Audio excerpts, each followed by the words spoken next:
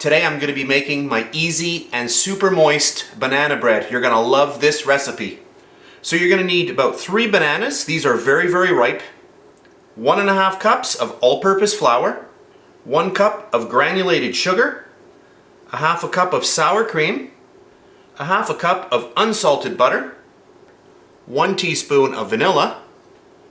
1 teaspoon of baking soda. 1 teaspoon of salt. And 2 eggs. A recipe note, if you are using salted butter, simply omit the salt in this recipe. So, let's get started. So for our first step, I'm going to get in all of my lovely butter and my sugar, and I want to cream this together. I'm going to grab my mixer and I'll start creaming this up. So what you're doing is you're combining the fat with the sugar. The warmer your butter is, the better this process will happen. So once this is pretty well combined, you can start adding in your eggs, and this is going to help with the creaming process. You can see as soon as you add that first egg, everything really starts coming together. So there's egg number 1 and then egg number 2.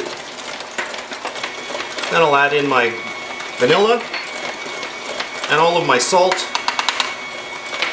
Okay, that looks good. And then I'll add in my sour cream. And this is a real magical ingredient in this recipe because it keeps the banana bread really, really moist. Okay, we'll mix this in. That looks good. Now what I've done is I have peeled my bananas and I have cut them all up into little chunks. And you can either take a fork and mash it really, well before you add it, or you can just take your mixer like this and the mixer will start breaking these down as well. It's up to you. So I'm just going to keep mixing this until they're all broken up. Okay, that looks good. My banana has broken right down. And if you are using ripe bananas, your mixer will break them down within about 30 seconds to 45 seconds, something like that. Now, what I have here is my baking soda, and I'm going to dump that in there. And some of you may be wondering, well, why are you using baking soda? Well, baking soda is going to activate with the acidity in our sour cream. So I'm going to mix this around, and now we are ready to go and add this in as our final step. So you can either sift this or not. I'm going to sift it today. I'll get it all in there, and then we'll just give a little shake and get all of that right in.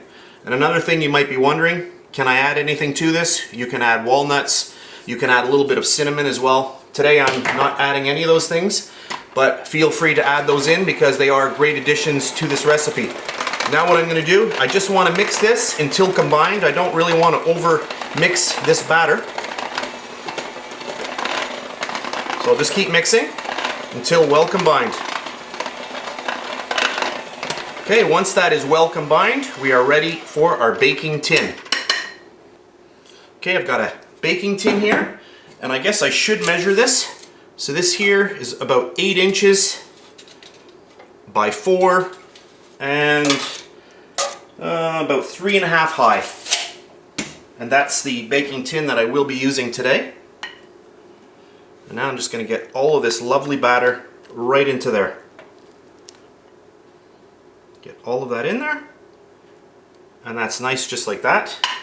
I'm just going to give it a little shake just to get it nice and even, and just like that I'm going to pop that into my oven, 350 degrees, and I'm going to bake this for about an hour to an hour and 10 minutes. It's usually about an hour and 10 minutes in my oven. So off to the oven, and I'll come back later and show you the baked product. Okay, I'm back.